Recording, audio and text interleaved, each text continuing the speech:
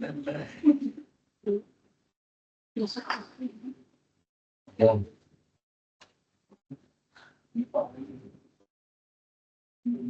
Udah, bayar.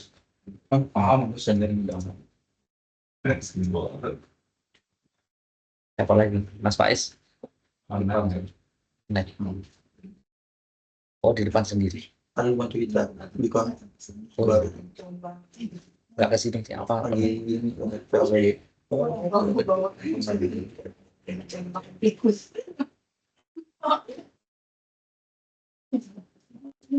Ya disuruh ini. Ada. Alisannya dikocok dulu seperti itu.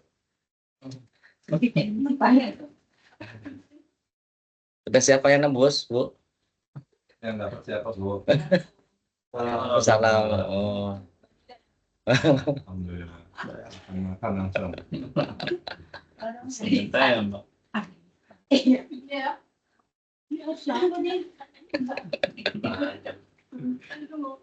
Ini kalau mama mas bisa. Udah, ya kita mulai ya. Siap-siap. Udah siap ibu-ibu? Ibunya ada berapa ini? Satu ya. Ibu Lani. Yang lainnya masih Mbak.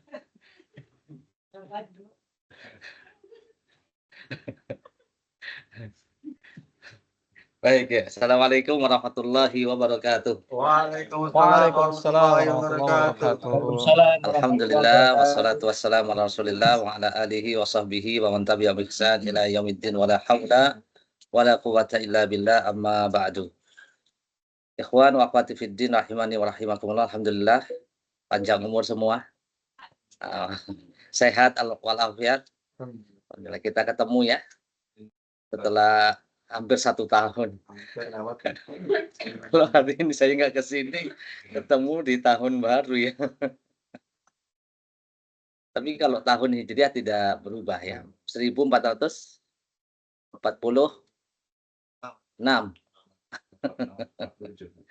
Insyaallah ya. Semoga sehat dan bisa naik haji semua insyaallah. Nggak tahu kan? Nggak tahu. Penting doa aja udah. Jangan pesimis sudah. Jangan pesimis.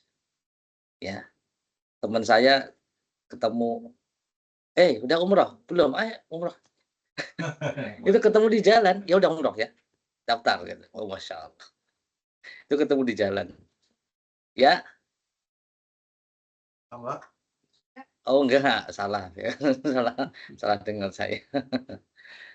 Baik, alhamdulillah kita ketemu lagi. Kita akan bahas murojaah review masalah fikih ya. Fikih. Man yuridillahu bihi khairan yufaqihu fiddin. Nabi mengatakan barang siapa yang Allah kehendaki kebaikan baginya, Allah pahamkan dia, faqihkan dia.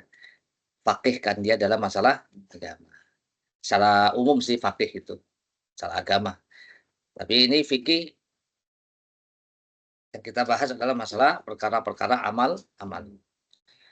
Ada 4 bab yang akan dibahas secara sekilas karena antum sudah dapatkan ini. Ya. Ilmu kalau semakin diulang semakin bertambah. Faidah-faidah. Demikian juga saya ketika mengajarkan contoh ya sifat sholat Nabi begini. Saya bawa kitabnya. Semakin saya baca lagi, Masya Allah. Kemarin saya udah khatam nih. Baca lagi. Masya Allah. Lebih paham lagi.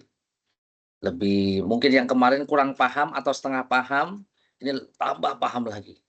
Harus diulang-ulang, murojaah. Ya. Para ulama juga seperti itu. Baca Sahih Bukhari, Sahih Muslim. Ya, kemudian penjelasannya, Fathul Bari. Berulang-ulang, diulangi lagi. Ya, kalau kita sudah khatam apa? Kitab yang sudah antum khatamkan apa? Ushulus Salasah sudah belum? Oh, belum. Rencananya aja belum ya? Ushulus Tsalatsa itu awal-awal kalau nggak salah mungkin. Saya belum masuk sini. Saya masuk sini langsung Kitabut Tauhid. Kitabut Tauhid dan antum sudah khatam. Nggak tahu mulainya dari mana, nggak paham. Iya, matematik sih. Iya. Iya. Kemudian Qawaid al-Arba kemarin. Nah, Qawaid al-Arba itu sudah khatam itu, tipis. Antum sudah khatam, Masya Allah. Dan sudah di murojaah kemarin ya. Yang mudah-mudahan sih sudah ya. Yang belum silahkan murojaah. Nanti Kasyfus Syubhat. Semester depan Kasyfus Syubhat. Kita masuk di pembahasan pertama apa ya? Pembahasan pertama. Perkara yang makruh dalam sholat. Makruh itu apa artinya? Oh, di sini nggak ada. Di bawahnya itu. Makruh itu apa, Mbak? Kalau ditinggal dapat pahala, ya. Kalau dikerjakan, ya, dapat dosa. Oh, enggak dapat ya. Enggak dapat dosa. Kalau ditinggal dapat pahala. Kalau dilakukan Tidak dapat apa-apa. ya enggak dosa sih enggak. Cuman lebih baik untuk ditinggalkan. Jadi makruh itu termasuk larangan yang sifatnya tidak mengharuskan. An-nahyu litanzih. Ada an-nahyu litahrim. Ya. Sebagaimana perintah itu ada dua. Perintah yang sifatnya wajib. Waalaikumsalam. Masya Allah. Habis kondangan, Mas. Assalamualaikum. Ya, alhamdulillah. Kita kedatangan nih. Iya, asesor nih. Hati-hati. Ana pernah ya khutbah di Toyota itu pas ada meeting seluruh ini pembesar Toyota itu. Yang bikin silabus dia gitu. Setelah khutbah itu langsung saat ya gimana antum dari mana? Saya Sunter ini segala macam. Saat ini yang bikin silabus. Oh, untung saya tadi khutbahnya sesuai silabus. Kalau enggak anak kena nih gitu. Tempo hari situ. Oh, ketawa deh. Ini ketemu untung sesuai silabus juga ini. Baik. Sampai mana ya makruh ya? Jadi hukum itu ada dua ya, hukum. Hukum itu ada dua secara umum. Ada perintah, ada larangan. Atau secara ya dua lah, perintah, larangan. Perintah itu adalah apa? Apa namanya? Melakukan sesuatu. Perintah untuk melakukan sesuatu. Perintah. Kalau larangan, perintah untuk meninggalkan sesuatu. Mau tanya saya, Anda mau tanya, lebih berat mana? Melakukan sesuatu atau meninggalkan sesuatu? Ayo silakan. Ini masalah fikih loh, meninggalkan sesuatu itu lebih susah. Lebih susah. Oh, Masya Allah. Enggak apa-apa. Khilaf enggak apa-apa di sini, enggak apa-apa. Antum khilaf para ulama nih. Ini meninggalkan sesuatu lebih susah. Kenapa Mas alasannya? Alasannya doanya besar ya. Doanya ya. Meninggalkan sesuatu berarti kita harus meninggalkan dosa kan? Meninggalkan dosa, maksiat, larangan yang haram gitu kan. Itu lebih susah daripada melakukan sesuatu. Melakukan sesuatu contohnya apa? Mas, sholat. Ya, misalnya nikah kan? Ya, susah, ternyata susah kan? Gimana Mbak, susah ya?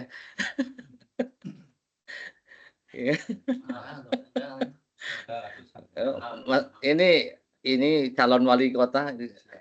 Gimana? Menikah gimana? Wakil.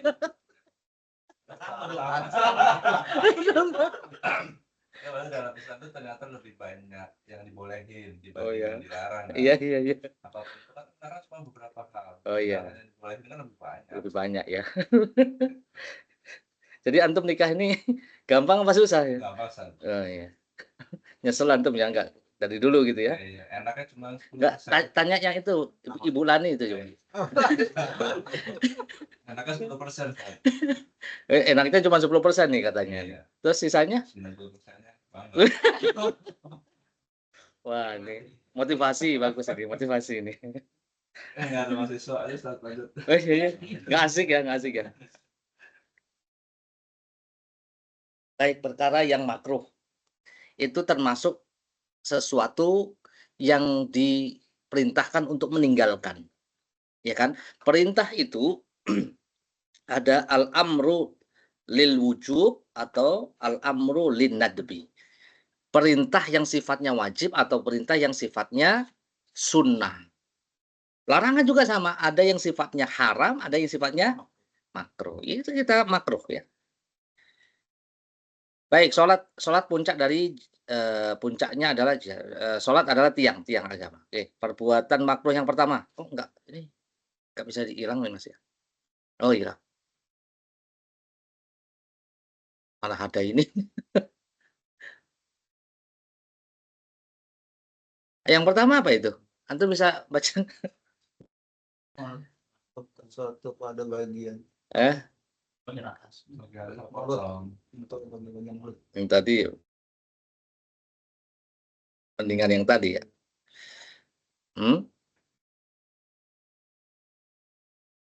Ah, itu menjulurkan. Mm-mm. Oh, Coba bacain. Tetap ter ini ya. Nah, itu ada. penuh kalau yang Menjulurkan kain Sholat apa? dalam sholat. Dalam sholat atau disebut juga dengan sadel. Kayak isbal gitulah. Cuman di tangan itu menjulurkan, melebihi. Menutupkan sesuatu pada mulut, masker. Kecuali kalau memang dibutuhkan seperti kemarin apa namanya? Pandemi. Enggak masalah, itu kan darurat ya. Tapi selebihnya tidak boleh pakai masker atau cadar. Ya, dibuka cadarnya kecuali kalau memang di tempat umum banyak yang lalu lalang. Itu yang nggak masalah. Yang kedua, melakukan sesuatu yang sia-sia dalam gerakan sholat. Karena sholat itu gerakan dan ucapan.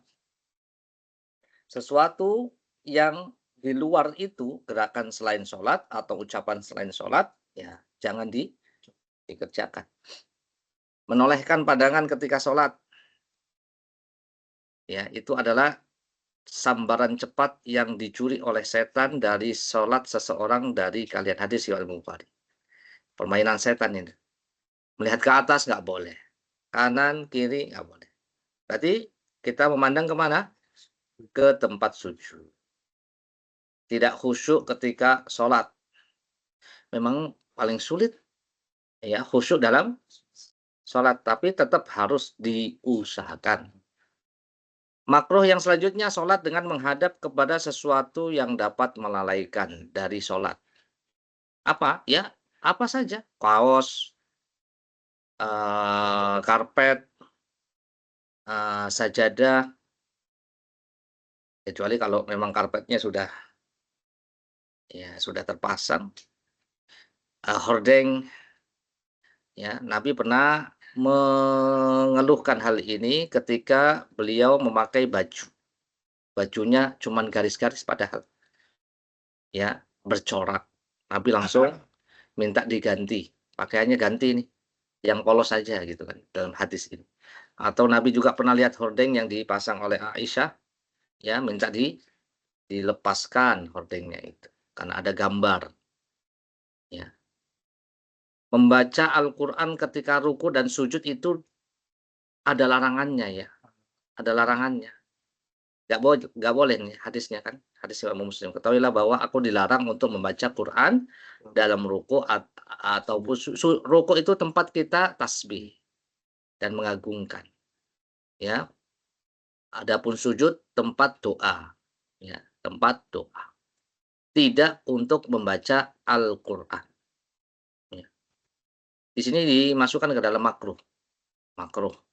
Tetapi di sini hadisnya larangan kan. Makanya makruh itu termasuk larangan. Termasuk larangan.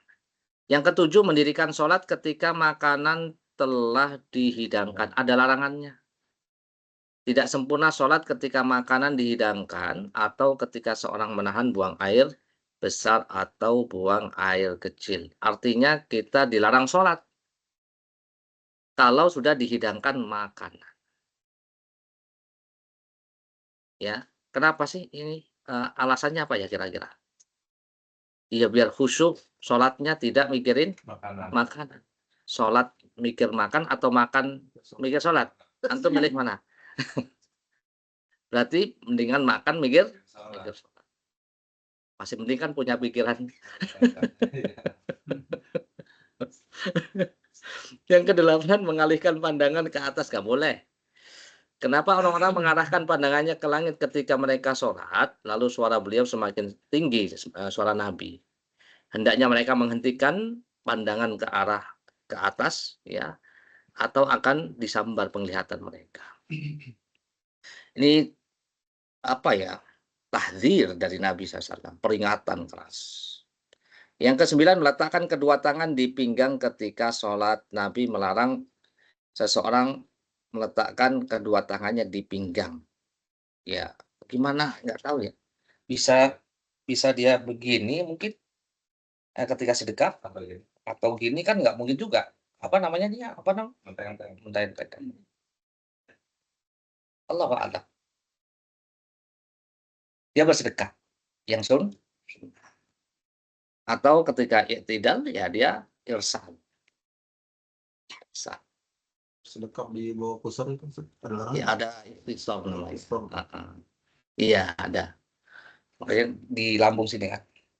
Apakah ini ditaruh di pinggang juga? Mungkin juga. Kan ada yang di sini nih. Ini apa begini? Allahu a'lam. Bisa kan? Taruh di pinggang ini.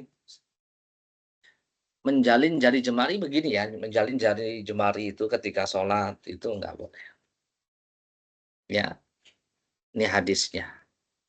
Itu sholatnya orang-orang Yahudi. Meludah ke arah kiblat atau ke arah kanan ketika sholat. Ya, ini dilarang. Dilarang. Wah, ini ngeri nih orang meludah gitu kan. Kalau zaman dulu kan Masjid Nabi kan pasir, nggak masalah. Gitu.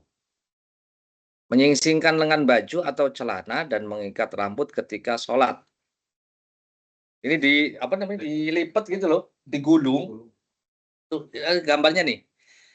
Ya, digulung apa namanya, lengan baju dan celananya kemudian dikuncir. Ini larangannya ada. Ya, gitu. Ini perkara-perkara yang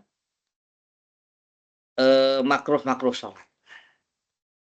Masuk ke bab berikutnya, hukum meninggalkan sholat. Ini dibahas. Hukum meninggalkan sholat. Ya. Sholat merupakan rukun Islam kedua, tiang agama. Yang pertama kali dihisab, penyejuk hati, wasiat terakhir. Satu-satunya ibadah yang tidak ada alasan untuk ditinggalkan. Maka dosa besar bagi orang yang meninggalkan sholat. Kenapa dia meninggalkan sholat? Ada yang dibenarkan alasannya, ada yang tidak. Kalau beberapa alasan yang dibenarkan karena ketiduran, lupa, ya, atau sibuk dengan peperangan, misalnya ini pernah terjadi pada Nabi SAW. Lalu solusinya apa kalau ketiduran, lupa? Ya, diqodho. Sholat ya, diqodho.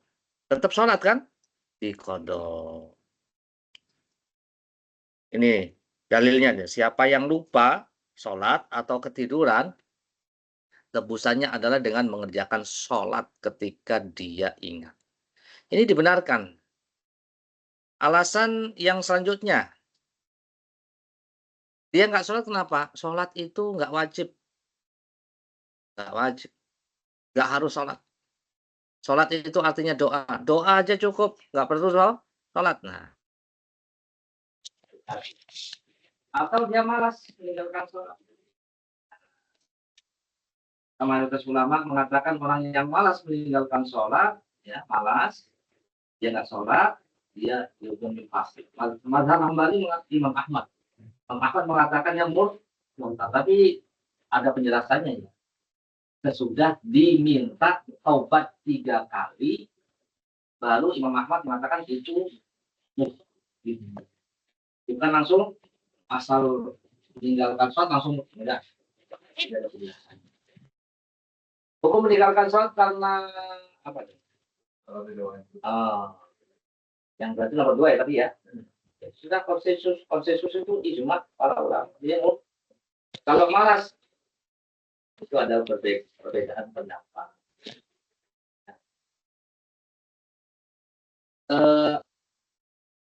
Perbedaan pendapat adalah ketika orang itu meninggalkan terus-menerus sholat.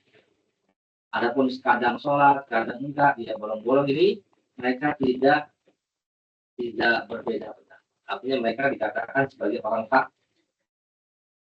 Mayoritas ulama fasik mengatakan bahwa orang yang meninggalkan sholat karena malas terus-menerus ini fasik dan dihukum penjara.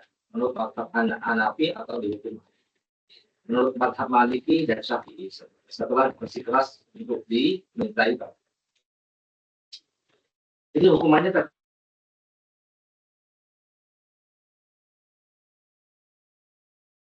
akan murtad. Kalau mayoritas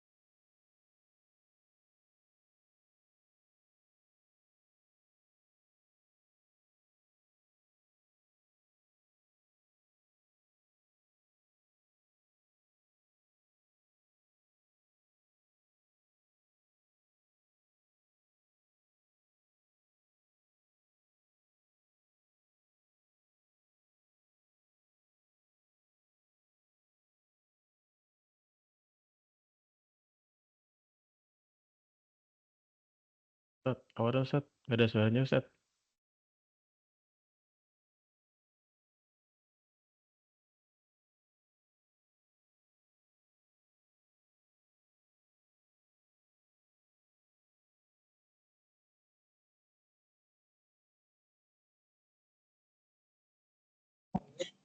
Ustaz, suaranya tidak ada Ustaz.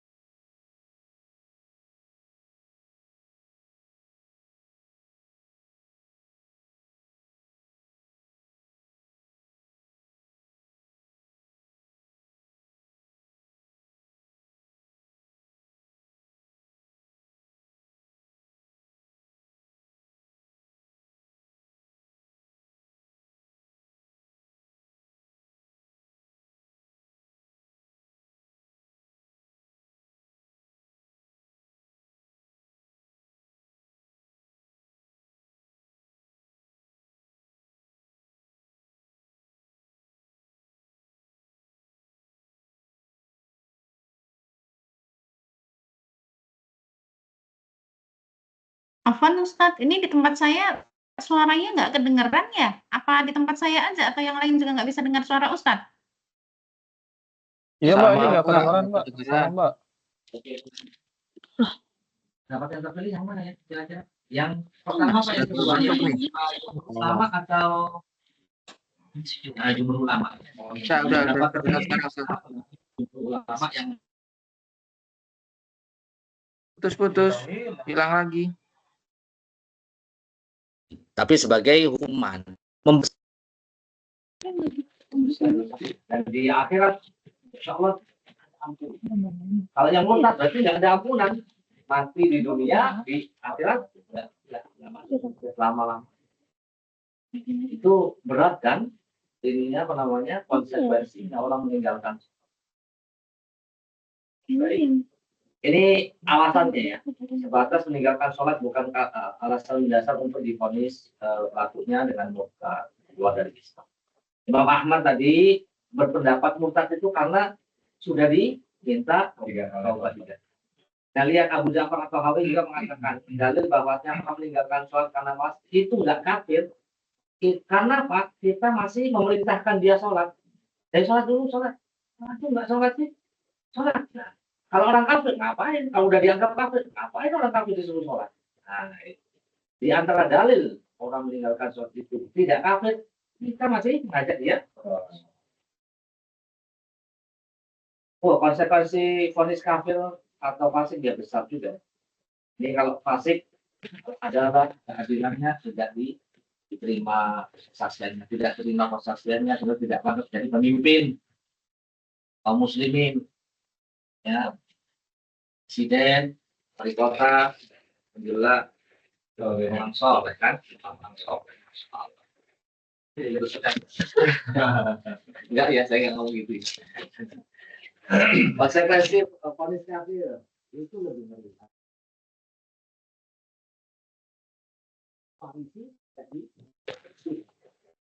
Nggak boleh masuk kota, umroh, haji, ya, tapi nggak sholat. Puasa, umroh, haji tapi nggak. Pembeliannya tidak halal. Berhak dihukum mati, haram menyolatinya dan mendoakan ampunan untuk hidupnya. Ada larangan. Ini konsekuensi besar kalau sudah tervonis.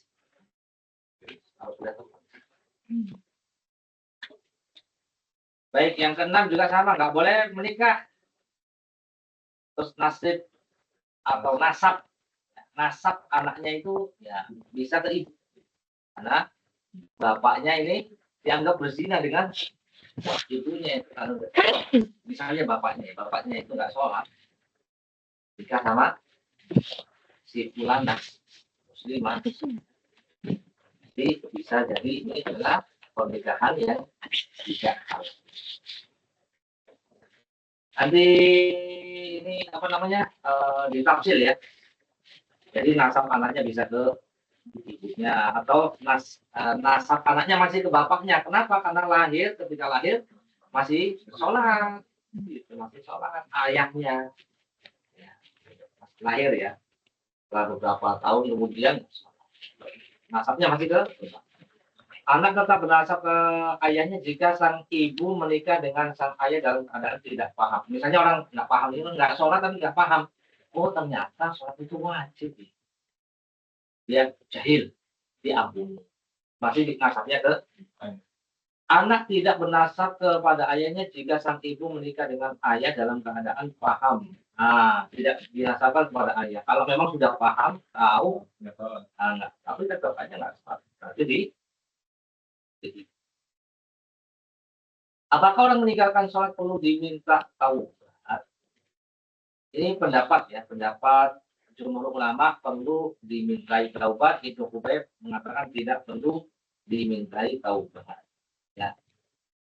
Kenapa pendapat kedua ini merupakan konsekuensi logis dari pendapat yang menyatakan bahwa meninggalkan sholat itu merupakan had. Ya, ketika didapati sebab had, hukum diberlakukan seperti zina, mencuri dan sebagainya. Allah itu secara hukum, tapi secara apa namanya? Secara dakwah amal ma'ruf nahi munkarnya harus tetap diingat. Nanti di sini apakah orang yang meninggalkan 1, 2 atau 3 sholat dihukum mati? Ada yang berpendapat dihukum mati kalau meninggalkan 1 sholat saja. Ini dalilnya. Ya, sebab orang yang meninggalkan 1 sholat fardu sengaja dia terbebas dari jaminan. Dihukum mati kalau meninggalkan 2 sholat. Dihukum mati kalau meninggalkan 3 sholat. 5. Ini semuanya Dapat ini kan hadisnya ya.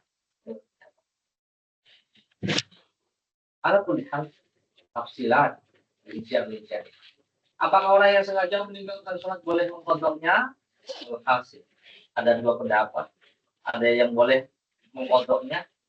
Dan yang rajih adalah tidak bisa dikodok. Orang sengaja meninggalkan sholat itu nggak bisa dikodok. Iya kan? Itu yang lebih rajih. Pendapat pertama ini dalil-dalilnya, tapi ini tidak rajih. Tidak rajih berarti tidak kuat dalil-dalil. Coba pendapat yang kedua saja. Pendapat yang kedua, kalau orang meninggalkan sholat sengaja itu nggak bisa dikodok. Karena memang waktunya udah lewat.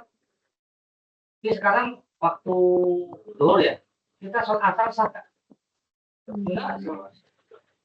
Bagaimana? Sholat belum masuk waktu yang biasa, demikian juga kalau lewat waktu juga tidak. Ya, tidak. Karena memang ibadah itu ada yang terikat dengan tempat, terikat dengan waktu. Baik, ini tafsiran ya, ini rincian-rinciannya. Dan ini yang lebih rajih. Ya, lebih rajih. Repot juga ya 5 tahun nggak sholat. 5 tahun kali 365 hari dikali 5. Sholat mulu. Berarti ya, selama 5 tahun sholatnya 2 kali. Kalau mau mengkodok kan, dengan pendapat yang pertama tadi. 5, Pak. Udah umur berapa, Pak? Udah umur 40. Saya baru sholat. Nanti dari umur berapa ini baliknya? Kalau 15, 40 kurang 15. Hah? 20. Aduh, 25 tahun. Saya nunggu haji. Ada memang seperti itu. Saya baru sholat. Wah, itu udah tua begini. Ada yang sudah tua, nggak sholat juga. Sholat, Pak. Ya pernah dulu kita galon itu, kita anggaran galon. Bapak-bapak tidak sholat, saya tegur terus sholat nggak mau juga, akhirnya saya pindah cari yang sholat aja lah. Iya kan? Ya, kita udah tegur sekali 2 kali malam. Udah tua pada. Akhirnya mau ada apa ya saya di modal saya ngambilnya banyak. Udah dikasih tahu sekali 2 kali. Baik, dia koma. Oh, koma. Dia tidak. Ya kan dapat wudhu. Berarti ya berarti dia kodok nanti. Kodok. Ketika dia sudah sadar. Masuk ke dalam hadis tadi.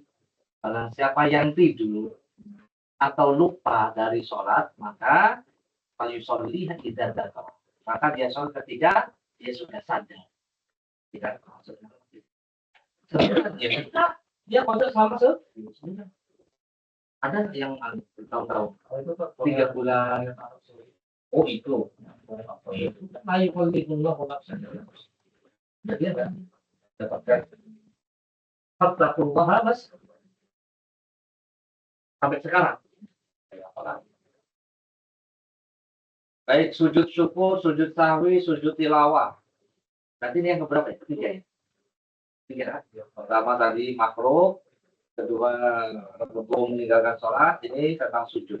Dan nanti terakhir apa ya? Lupa. 4 pembahasan.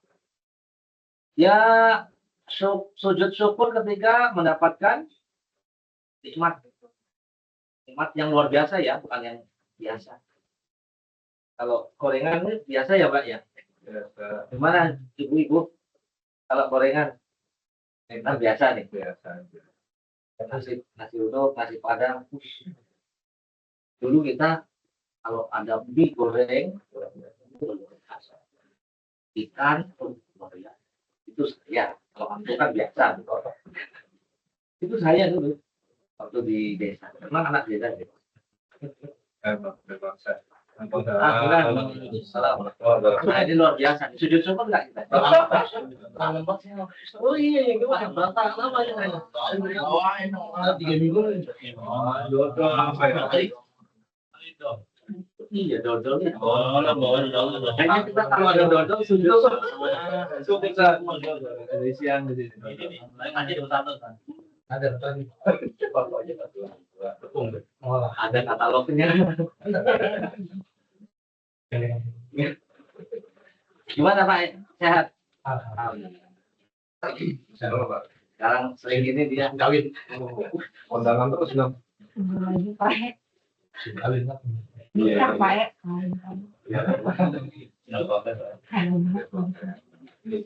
Oh iya. Bahasa ini kawin apa? Kawinan.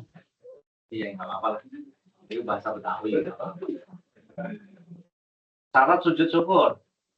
Sujud syukur tidak disyaratkan menghadap kiblat, tidak disyaratkan dalam keadaan suci. Oke. Sujud syukur lah. Refleks ada. Ya, pokoknya antum Ada apa? syukur, sujud gitu. Ya, cara-caranya gitu. Caranya gitu. Ya. Tata cara sujud syukur bacanya. Tata cara seperti sujud itu. Yang dilakukan dalam sholat, pendapat, tempat, waktu sujud syukur tidak diawali. Nggak perlu takbir, Allah Akbar, langsung sujud aja. Sujud kemana aja. Syukur masih ingat Allah, nggak harus dari kiblat. Bacanya juga sebagai doa. Iya betul. Bacanya subhana rabbiyal a'la atau tambah wa bihamdi. Betul. Ya. Dan kode itu yang bunyi-bunyi. Nggak ada. Banyak kode. Sujud sahwi. Sahwi itu alladzina hum an sholatihim sahun. Sahun itu lalai. Lupa. Lupa. Nggak sengaja. Lupa itu sengaja atau nggak sengaja? Enggak. Tidak sengaja. Sujud sahwi ya. Sujud sahwi itu adalah 2 kali sujud. Sebelum salam atau setelah salam. Kapan sebelum, kapan setelah nanti akan dibahas. Hukumnya ada yang mengatakan wajib, ada yang mengatakan sunnah, dan yang rajih adalah wajib. Hukum sujud sahwi. Sujud sahwi ketika ada beberapa keadaan. Keadaan pertama karena ada kekurangan, kelebihan, ragu-ragu. Ada kekurangan gerakan atau kekurangan bacaan.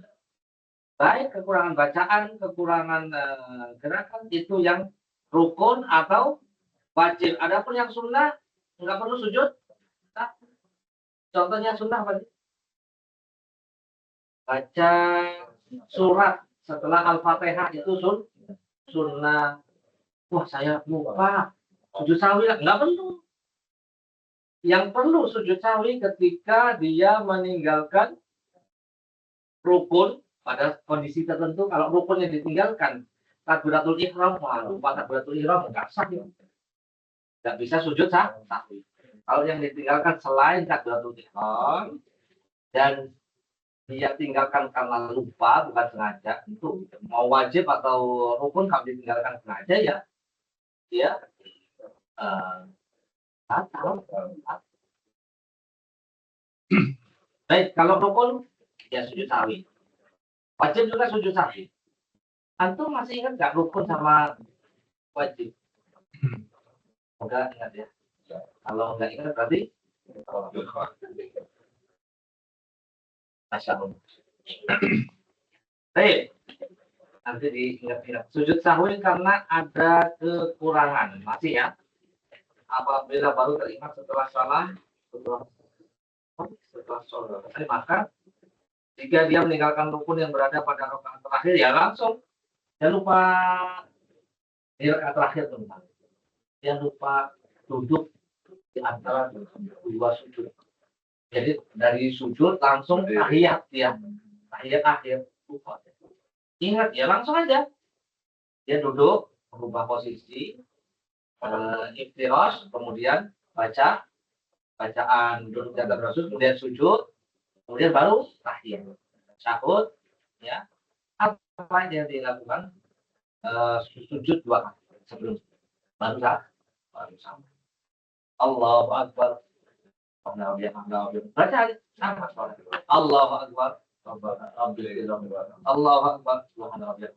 Allahu Akbar. Kemudian salam. Tidak ada tasawuf lagi. Assalamualaikum. Assalamualaikum. Jika yang tertinggal adalah rukun yang bukan pada rakaat terakhir, maka ia wajib untuk melakukan, ya dia berdiri lagi.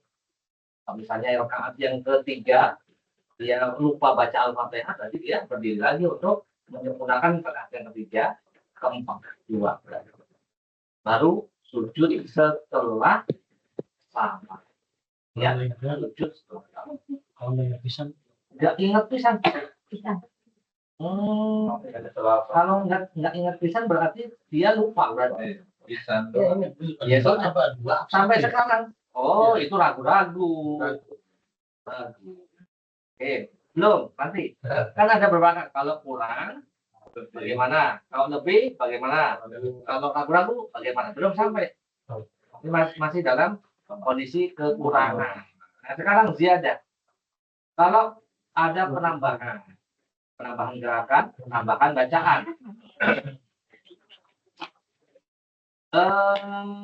Penambahan rakaat sama juga. Tambah bacaan, nambah gerakan, dia sujudnya setelah salam. Sujud sahwinya setelah salam, ya. Assalamualaikum warahmatullahi wabarakatuh. Kemudian sujud. Allahu Akbar. Subhanallah. Allahu Akbar. Allahu Akbar. Subhanallah. Allahu Akbar. Nggak usah tasawuf lagi, salam. Assalamualaikum warahmatullahi wabarakatuh. Itu sujud setelah salam. Kalau ada penambahan sholat subuhnya 3 rakaat, mestinya 2, karena dia ya, atau Nabi sholat subuh duhur atau asar ya 5 rakaat. Ya, Nabi sujud. Setelah salam berarti tambahin seperti Nabi melakukan sholat atau yang 4, beliau 2. Nah, sholat berdiri 2, baru iya nambah setelah salam. tambahin. Itu mulai. Ini kan nambah nih, nambah. Ada penambahan karena udah salam kan? Baik. Nah, yang terakhir sujud sahwi karena ragu-ragu dibagi 2 ya di sini. Ragu-ragu yang masih bisa ada inget-ingetnya lah. Ini saya udah 3 rakaat atau 2 rakaat. Ya, yang ragu-ragu yang mana sih? 3 atau 4? Kalau 3 nggak ragu-ragu, 4 yang ragu-ragu kan? 4. Kalau dia ragu-ragunya mendekati keyakinan 4, oh ini udah 4 nih. Nah, berarti sujud sahwinya sebelum salam. Kalau ragu-ragunya itu nilainya hampir yakin. Ya, hampir yakin. 40% hampir yakin. Sujudnya sebelum salam. Tapi kalau ragu-ragunya, ya ini saya udah 3 rakaat atau 4 rakaat. Yang ragu-ragu 4, nggak kuat ragu-ragunya. Saya nggak yakin deh kalau 4. Yang yakin 3, berarti anggap 3. Nah, sujud sahwinya kapan tuh? Setelah. Dibagi 2 ragu itu. Ragu mendekati yakin, ragu nggak yakin. Ragu nggak yakin, sujudnya sebelum atau setelah salam? Setelah. Kalau nggak yakin, dia anggap 3 itu yang yakin. Yang 4 berarti anggap ini 3, berarti dia nanti berdiri lagi. Berdiri lagi. harus sujud setelah enggak, langsung kan dia masih ini sudah masih sholat nih, masih sholat. Cuma ragu-ragu. Ini udah belum masih dalam sholat kita ragu-ragu. Masih dalam sholat timbul keraguan. Cuman kalau tiap sholat ragu terus itu bukan ragu, itu was-was. Dengan jamaah ada yang ngetil. Itu ragu-ragu sampai Al-Fatihah udah baca apa? Udah belum ya? Udah belum ya? Al-Fatihah itu was-was itu. Masih mereka niat kadang. Wah, belum mantap. Lama banget ya.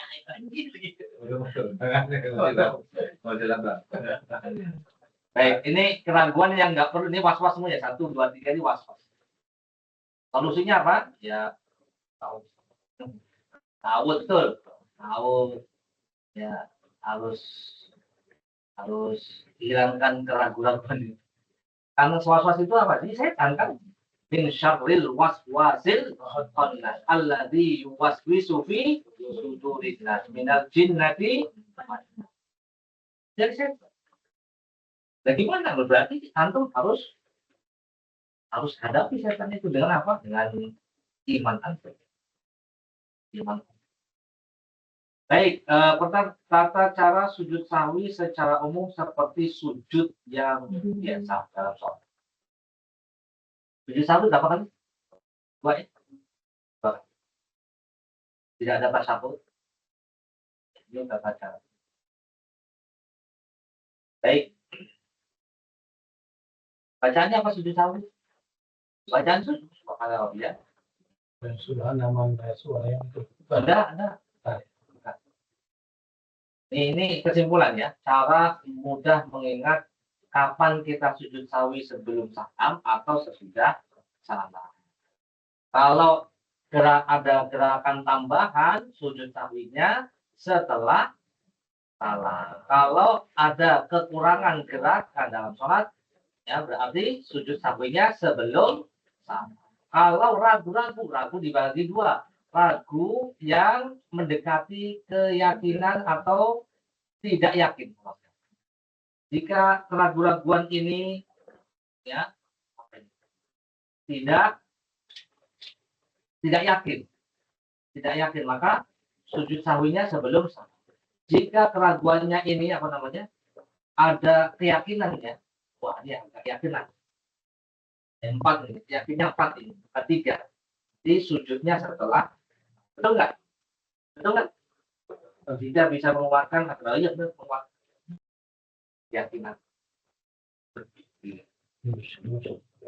Mas mimin. Ini memang udah matematik apa tuh? Ya, apakah ada takbiratul ihram dalam sujud sahwi? Nggak perlu, nggak ada takbiratul ihram. Apakah perlu tasyahud? Nggak ada. Jika lupa melakukan sujud sahwi, apakah sholat mesti diulangi? Kalau dia tahu cara syar'i hukum sujud sahwi, ya maka dia harus sujud sahwi. Kalau enggak berarti batal.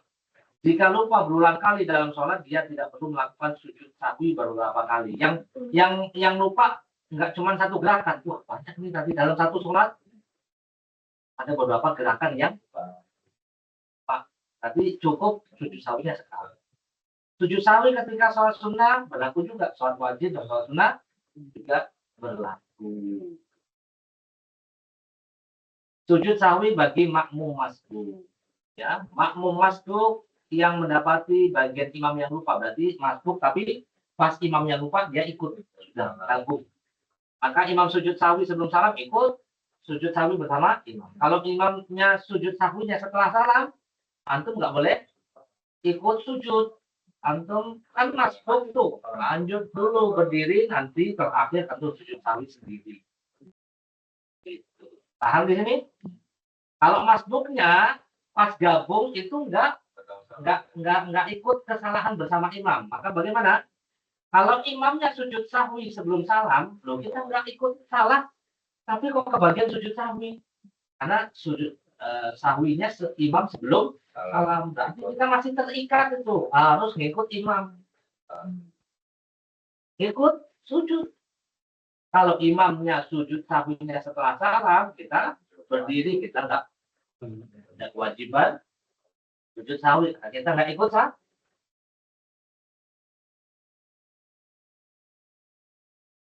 Sujud tilawah, sekarang sujud sahwi sudah, sujud tilawah. Sujud tilawah ketika antum tilawah ayat-ayat sajidah. Ayat sajidah ini 1, 2, 3, 4, 5, 6, 7, 8, 9, 10, 11, ada 15. Yang paling antum hafal ini ya, insyaallah al-alaq ya. Apa ya? Terakhir. Masjud, waqt. Apa maksudnya ya? Sujud ya.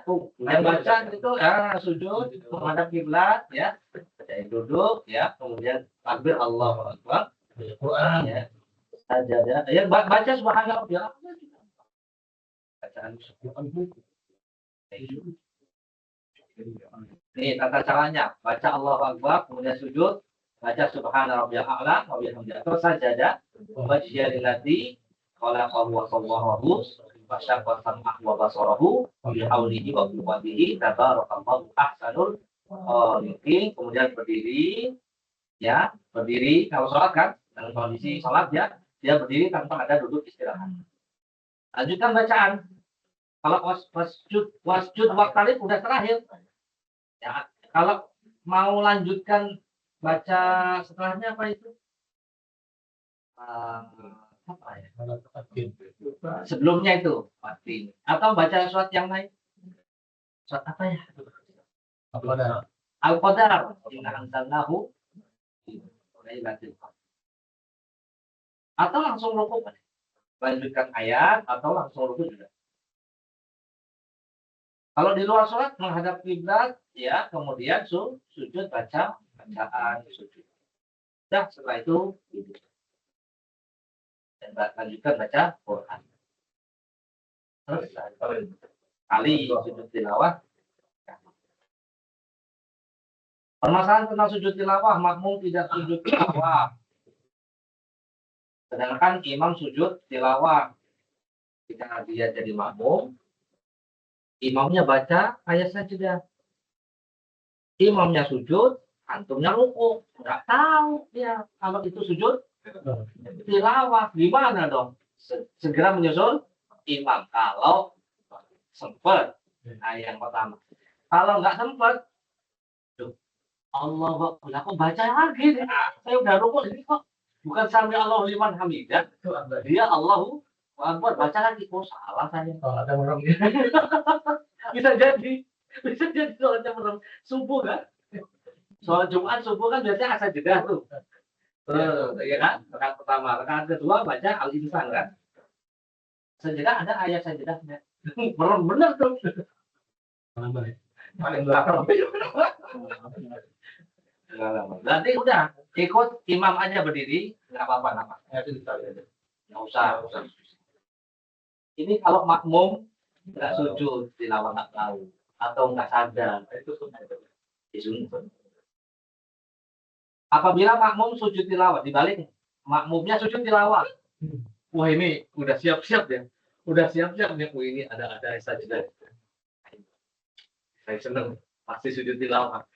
Jadi Allahu Akbar, imamnya rukuk. Imamnya nggak sujud tilawah, ya rukuk. Ya, tapi makmumnya udah sujud pede kan, wah sujud tilawah dia. Ya berarti kalau dia sadar, saya sendiri sujud, dia berarti berdiri rukuk ya. Kalau nggak sempat, tiba-tiba imamnya sami Allahu liman hamidah, terus gimana dia udah kadung sujud? Nggak kadung ya, hancur. Gimana tuh? Apa langsung i'tidal atau sujud rukuk dulu? Rukuk dulu baru yang ikut imam i'tidal. Hukum membaca ayat sajidah dan sujud tilawah di sholat sirriyah boleh. Sholat duhur, antum sendiri tapi. Tapi ketika jadi imam, wah, wasjud waqtal Allahu Akbar ya. Ini bikin ini aturan baru. Ini aliran baru nih. Iya. Harus sholat sujud dari rukunya. Jadi bukannya ruku malah sujud. Kita nggak dengar ya. imam yang agak lain. Hukum sujud saat membaca ayat sajadah di atas mimbar, ya boleh. Ya, ketika dia khutbah, sampaikan ayat, kemudian sampai di ayat sajadah, baru si khotib itu sujud tilawah, maka makmum dia ikut sujud. Jamaah. Hukum meloncati ayat sajadah nggak boleh, makruh. Jangan diloncati, wah saya nggak mau sujud ya. Sujud tilawah hukumnya kan nggak wajib. Ini kok diloncati, wah nanti aja pas saya sempat saya baca enggak, baca. Silakan sujud kalau mau, kalau enggak juga apa-apa. Orang yang membaca dan mendengar ayat sajadah dianjurkan untuk sujud. Ini sholat ke arah sutra ini terakhir kan? Ada sholat. Sholat ke arah sutra itu hukumnya apa? Ini di sini hukumnya mustahab. Mustahab itu apa? Mustahab itu sunnah. Ya, sebagaimana yang disampaikan oleh penulis Sahih Fikih Sunnah, Syekh Abu Malik. Tapi Syekh Albani dalam kitab, saya bawa 2 kitab. Ini mengatakan ala sutra itu sunnah. Yang ini wajib. Kalau kulihat. Ya. Kalaupun sunnah kan dapat pahala kan? Iya kan, yang berpendapat sunnah toh. Ya, ngapain ditinggalkan? Keutamaannya.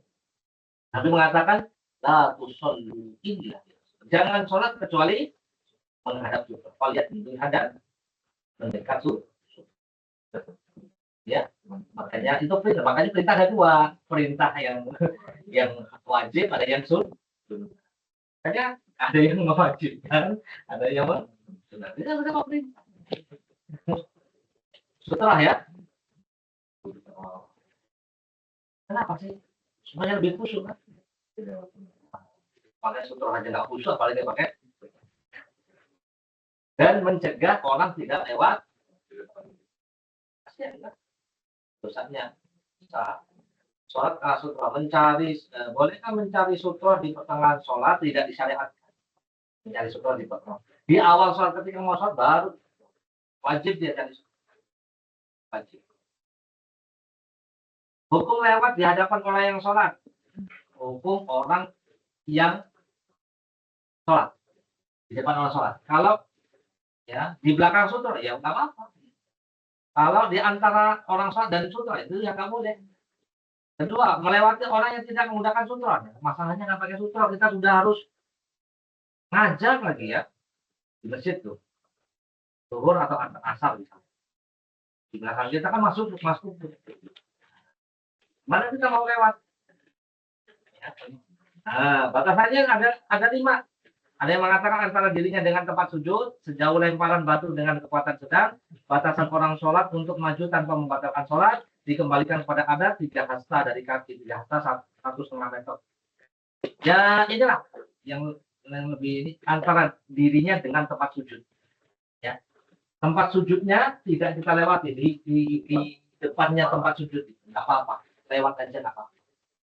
Nah, nggak masalah. Berarti dia dosa nggak melewati orang sholat yang nggak pakai sutra selama tidak ya tidak melewati batasan yang ini. Nomor 1 lah. Tempat sujud itu kita nggak sampai di situ. Ya, di belakangnya tempat sujudnya, insya Allah. Ya, di belakangnya ya. Di belakangnya.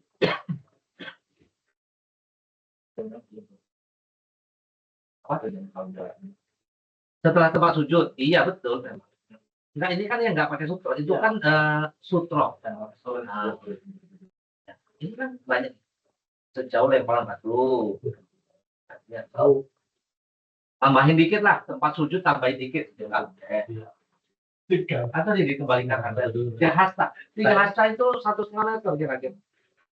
3 hasta sih. 3 kali itu. 53 kali 50 cm. Iya, betul ya, 1,5 ya. 1,5 meter. 50 cm. 150 cm. Oh, enggak. Kalau dia taruhnya di pas pintu. Tempat sutra. Tempat sutra. Kita mau lewat lagi.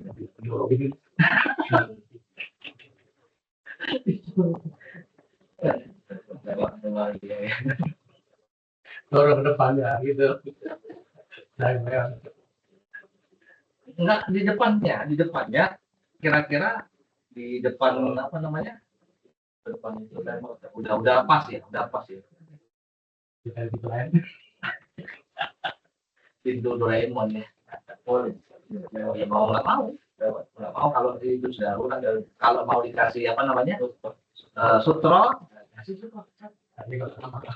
pertama banyak mata amal bisa atau tas Tapi pakaian dia pengen jalan. tas kita taruh gitu kita lewat sini Ambil. lagi Orang pusing. bisa sih bisa seperti itu.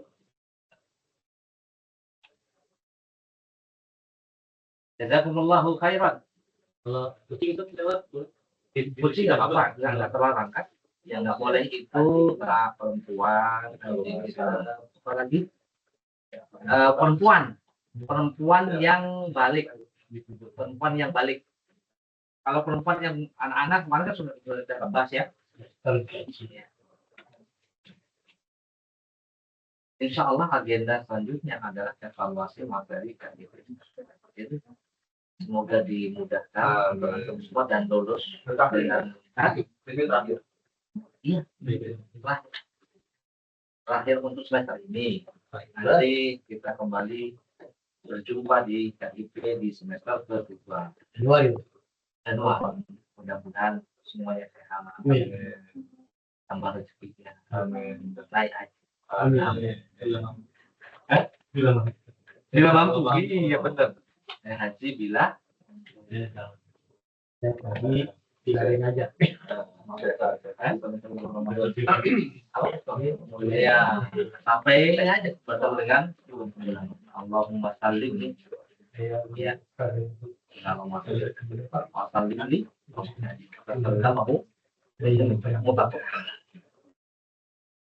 Ada pertanyaan? Iya.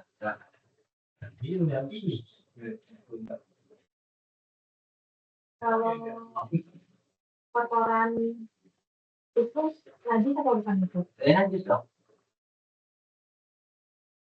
Gus,